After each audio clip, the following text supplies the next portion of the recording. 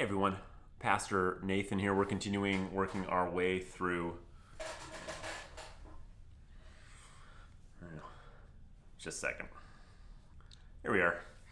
Hey everyone, we are continuing working our way through the points in between our Sunday mornings sermon series, Back to Basics, Firm Foundation. It's also our Bible class series. We're working our way through this on Tuesdays. We're going through sort of like some of the highlights in between those major sort of touch points or turning points, inflection points in salvation history. This last Sunday, if you were in Bible class or you watched Bible class online, it was the deliverance of God in the Red Sea event.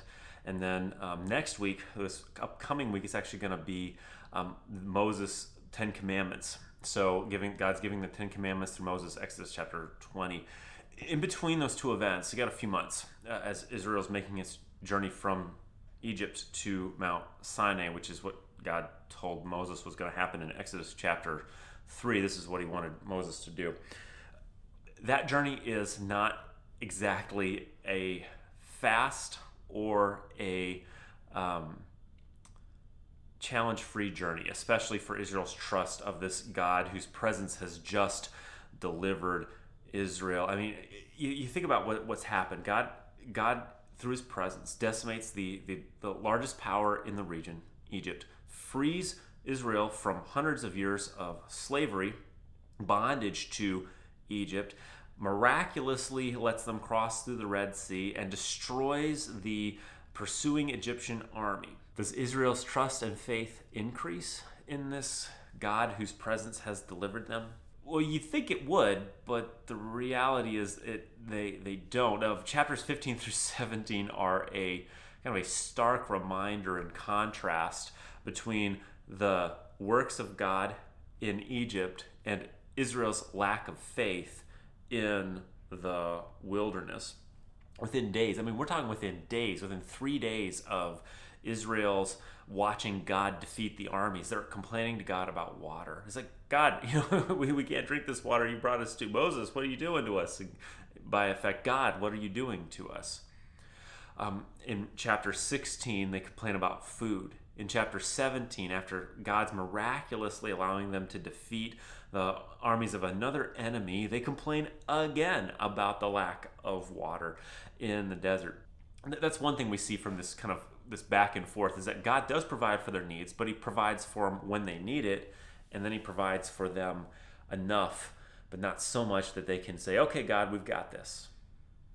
And when they try to, actually, the manna in chapter 16, this miraculous manna from heaven, when they try to go outside God's bounds and gather this manna when they weren't supposed to on the Sabbath, or too much the rest of the week, bad things happen to Israel. The second thing, though, what we see with this is over the course of these few months, again and again, God's people are quick to forget the Lord's provision and then ultimately complain to the Lord for not providing when they wanted, how much they wanted, and what they wanted.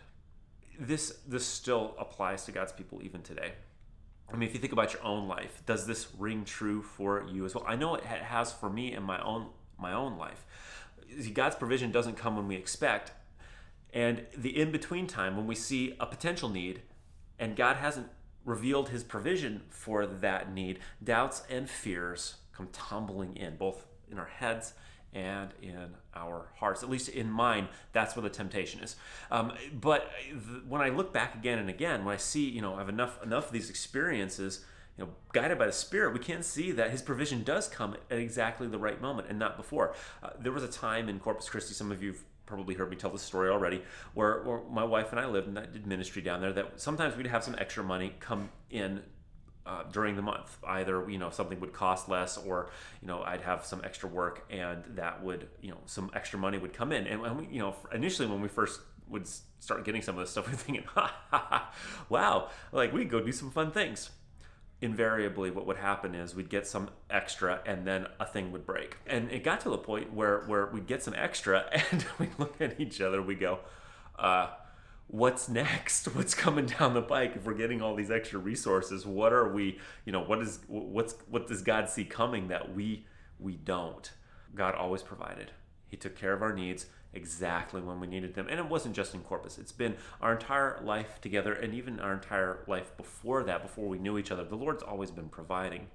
And that being able to look back, hopefully, for us, allows us to be able to react a little bit differently than the children of Israel.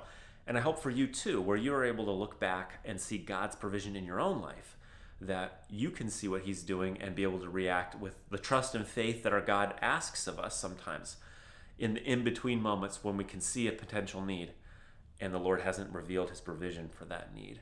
That he's asking us to trust him in the midst of that, so that ultimately our faith is increased and our love and devotion for him also increase when we are relying on his provision to get us through. So anyhow, I hope that's helpful for you today. Take care, and we'll talk again soon.